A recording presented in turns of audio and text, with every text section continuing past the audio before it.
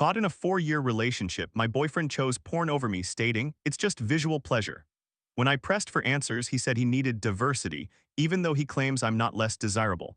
Can love really thrive on such contradictions? So my boyfriend M21 and I F19 have been in a relationship for almost 4 years. We were each other's first. 1 year and a half ago, he confided in me about his struggle with pornography, stating that it had developed into an addiction. When we began our relationship, I made it very clear that I did not want him to consume that kind of content because I felt uncomfortable with it, and I would not do so either. He assured me that he had no issue with me watching it, and he would not engage with it. Additionally, he took photos with me after a few months of dating. However, after 2 years, he revealed that he had never stopped watching pornography and felt unable to quit despite his attempts clearly indicating an addiction. I expressed that if he could speak openly about this moving forward and genuinely wanted to stop watching porn, I would be willing to continue the relationship. I did not want to end what I believed was an incredible relationship because of an addiction. Everything else about it was perfect. He promised that he would discuss these feelings openly with me when he felt the compulsive urge like an addiction and share his emotions with me to help overcome those moments. A few days later, he relapsed and informed me immediately. Though I was unhappy and felt disheartened, I appreciated his honesty. Now I have learned that he perceived my reaction as negative and attempted to manage it on his own. From that day onward, he insisted that everything was fine and claimed he had not engaged with pornography since then.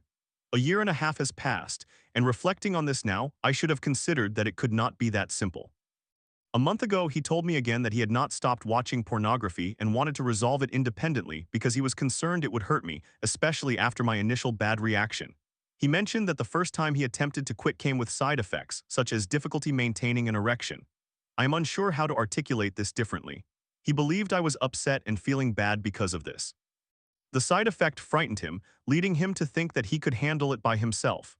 Clearly, he could not, as addiction is not straightforward, especially when one has been engaging with pornography from a young age as he has. He described the types of content he viewed and mentioned that when he experienced that sensation, which I struggle to describe because English is not my native language, but akin to drug withdrawal, I suppose, he found it difficult to keep his eyes off women in public, and he even viewed photographs of females he recognized because he consistently craved something new. This indicated a significant addiction at a severe level. When he shared all of this with me, I stated that if he genuinely wished to change, I would still support him. I could cope with this issue not because addiction is an excuse but because it serves as an explanation. Nothing justifies his failure to communicate with me. I recognized that he was frightened and did not want to lose me, yet that is not an excuse. I believed everything was going well until new questions arose in my mind. Wait, do you find other women attractive aside from me? Do you fantasize about them? Are you creating scenarios in your mind involving them? This is where the real issue began. I acknowledge that it is normal to find someone else attractive and understand that, biologically speaking, the brain responds to visual stimuli and individuals it finds appealing. However, he does not see a problem with fantasizing about others, not obsessively, but in fleeting moments when he sees someone he finds attractive. He would not mind indulging in those thoughts momentarily. I do not agree with this belief, and he stated he would refrain from doing so. I still struggle to comprehend how this is acceptable, although I recognize that not everyone shares my perspective. Regarding pornography, he mentioned that he would refrain from watching it if it troubles me, but the desire to watch will still persist, and he is uncertain whether he will regret this choice later. Nonetheless, he knows he would prioritize the relationship over pornography. However, he would still like to watch it. He has been completely abstinent for over a month now and does not experience the urge to view it any longer. I understand that watching pornography provides biological pleasure, but humans are more complex and possess more than just basic instincts. Yes, I feel pleasure if I watch it, but as a whole person, I do not want to engage with it. He argued that if it brings you pleasure, why should you avoid it? He is making progress. It has been a month since he last watched it, and he expressed that he would no longer masturbate while doing so since sex feels better when he abstains. However, he still wishes to view pornography because he enjoys that type of content. He perceives this content as comparable to any other, like watching YouTube or TikTok. This raises new questions. Why would you choose to watch pornography instead of looking at our photos together? Because he has them. Why do you select pornography? What is the justification for watching it if you do not intend to masturbate? He explained that the desire for pornography and the sexual aspect of our relationship are two separate entities. They cannot fulfill each other's needs because their purposes differ significantly. I understand watching pornography to masturbate if one does not have photos of their partner, but if you have photos, why opt for pornography? He claimed that part of him craves diversity and a photo of me is not sufficient. This revelation deeply hurts me. He insisted that photos of me are not mere content. They encompass feelings, emotions, familiarity, and attraction, while pornographic content offers merely visual pleasure, something novel each time, providing him with enjoyment. If my photos are superior, why choose pornography over them? I asked him whether this implies he is unsatisfied with the sexual aspect of our relationship, or whether he gets bored with me or considers me insufficient. He vehemently denied this and reiterated that these are two different matters. He stated that he would continue to watch pornography because it offers him satisfaction and alleviates his arousal. I inquired whether this meant that my photos do not stimulate him or provide him with pleasure. He clarified that it is not that way. Rather, my photos make him desire more physical intimacy with me, not just a photo, and that pornography calms his arousal. He possesses a very high libido and is frequently aroused. He maintains that in watching pornography he seeks only visual pleasure, and that is why it aids in fulfilling his craving for erotic material. However, I fail to see the logic in this. I do not understand how viewing it without masturbating could be beneficial. Does it not instead heighten his arousal? Why does he require diversity? What exactly does that entail? I am uncertain if it refers to different individuals, suggesting that he needs to look at various people rather than just one. When I say the same, I mean the same individual. He feels the need to view different individuals. He is not primarily interested in the actions performed, but rather in the female attributes, butt, breasts, etc., and how they behave in the video or photograph. This pains me. If he were interested in the action, it would be different, but he engages with explicit content that focuses solely on the woman, despite the fact that he possesses photos of me. I do not grasp this. It feels like he is contradicting himself. What does he mean by saying he simply likes that content? If he is watching it purely for enjoyment, not for relief, why would he not choose to view our photos together? I find myself confused. I struggle to comprehend how these two activities can be seen as distinct: watching pornography and the sexual aspect of our relationship through pictures of me. For me, sexual intimacy should occur within the context of the relationship, and I do not mean masturbating, since that is normal, but rather that the content consumed should involve one's partner, not random individuals. Alternatively, if one is viewing content to explore new ideas or for the action while simultaneously thinking of their partner, essentially using that imagination in connection to their partner, I understand this. But the rest remains unclear. A relationship requires exclusivity and intimacy on both romantic and sexual levels. Perhaps I have been naive. Maybe my viewpoint is exaggerated. I understand that for him, these two aspects are separate, but how can they be distinguished? Regarding his desire to look at content instead of viewing photographs of me, what does needing diversity entail? He claims he does not need variety just in the types of videos he watches. For instance, watching a video today and another tomorrow does not constitute a difference in content or diversity because it still revolves around the same premise. He seeks variants such as watching videos, then nudes, then live content, etc. He perceives this merely as any other media, equating it to watching YouTube, TikTok, or a film. The issue lies in the fact that he views this content, whether it be a video, live stream, or something else, primarily for the woman depicted. He suggested that if people do not watch it for the woman or man, then what would the distinction be in watching a same-sex couple or older individuals? I asked why he would opt to view someone else's nudes rather than mine, to which he responded that it is not the same because one is merely a visual instant and new, while the other, although visually appealing, possesses far more depth. However, I do not believe this reasoning is sufficient. In summary, my boyfriend and I have differing opinions on pornography. I do not agree with viewing it in a relationship, with a few exceptions, and the core issue is that he is consuming it for the women involved. Story 2. My friend's girlfriend, 31, flirts with me while calling him a douchebag and begging for attention.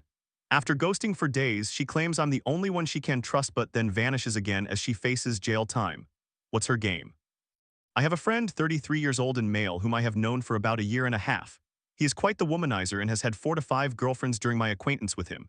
He currently has a new girlfriend who is 31, and she persistently flirts with me in front of my friend. I am 38 years old. She makes comments like, "Can I fall asleep in your bed as long as I can cuddle up with you?" She frequently speaks negatively about her boyfriend, my friend, whenever he is out of earshot. She reached out to me on Facebook and gave me her phone number the second time we met. She sends me messages daily, typically texting me good morning. She often calls asking to come over, and I respond that it is fine as long as my friend, her boyfriend, is present. She can say some harsh things to my friend and then approaches me closely as if I am her boyfriend. One day, while I was fetching something for her in my bathroom, I turned around to find her sitting on the toilet. The situation escalated last Thursday night when she called and texted, expressing that her boyfriend, my friend, does not care about her, labeling him as a douchebag, mean, and a jerk. She stated that she was not doing well and wanted to come over around 11. When I asked her what had happened, she never provided specific details, merely repeating her previous complaints about him without any further explanation. I advised her that it might be best not to come over, but within the hour she was messaging me again, insisting that she needed to come over because she was not well. My car was in the shop, and when she asked if I could send her an Uber, I advised against it, leading her to say she would walk over instead. It is about a 9-mile walk through some of the less safe parts of town, so I reluctantly ordered her an Uber.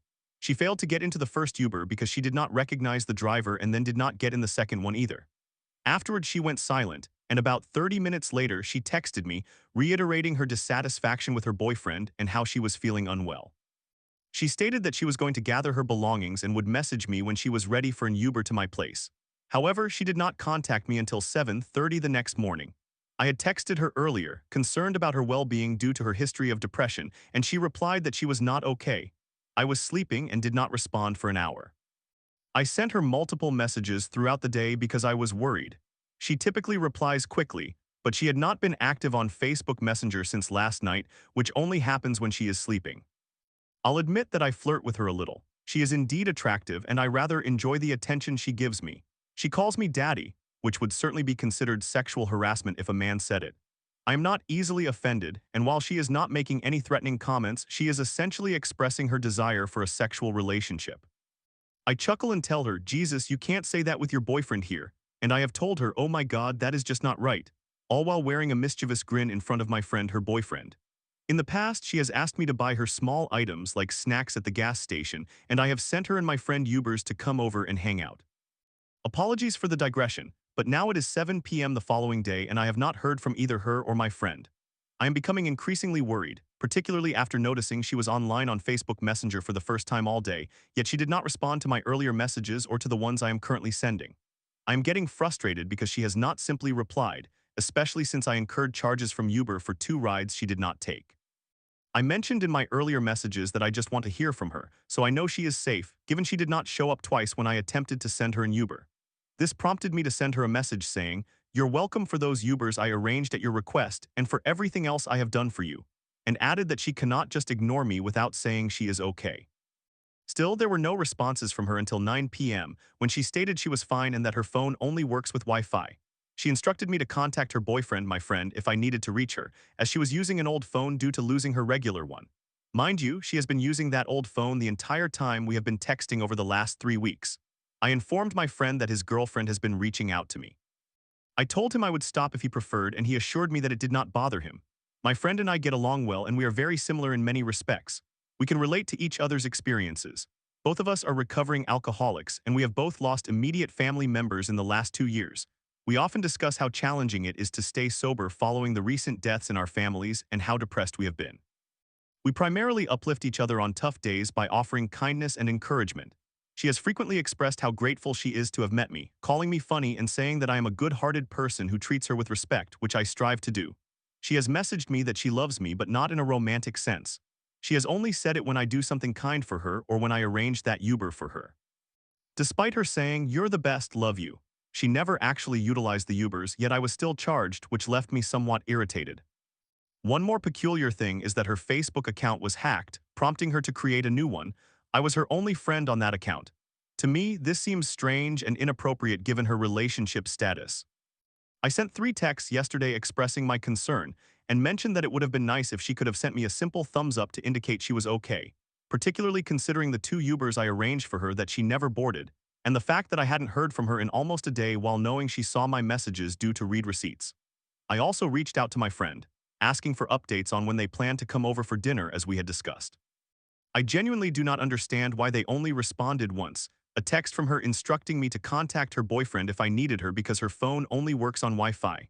This has always been the case, and she has never had trouble reaching me before. They were also supposed to come over for dinner today, and I lent my friend $100, which he said he would repay today. In a group chat, I inquired about their plans to visit, but I have only received the single message indicating that if I needed her, I should contact her boyfriend. I cannot comprehend what is going on with them. I suspect he told her not to message me anymore, despite my assurance to him that I would refrain, but he insisted that he was fine with me continuing to do so. I simply do not understand why they are ignoring my group messages that include everyone. I do not believe she is one of those girls who craves attention since we have shared deep conversations that did not involve flirtation, and we have always laughed and joked around. Now they have ceased all communication with me. I fear I may appear to be the villain in my friend's eyes, as I think he may be upset with his girlfriend over her flirtation with me, leading her to claim that I was the one coming on to her. I have never made any advances toward her, but I have smiled and giggled at her sexual remarks, occasionally winking at her while my friend is conversing with her, although he has not witnessed me doing this. So I may indeed be perceived as the antagonist in their eyes. Any thoughts? Why won't they respond to me? Additionally, she might have to go to jail for a couple of months due to a DUI and has mentioned that if that happens, I should visit her. This entire situation feels very odd to me, and I am unable to understand her behavior.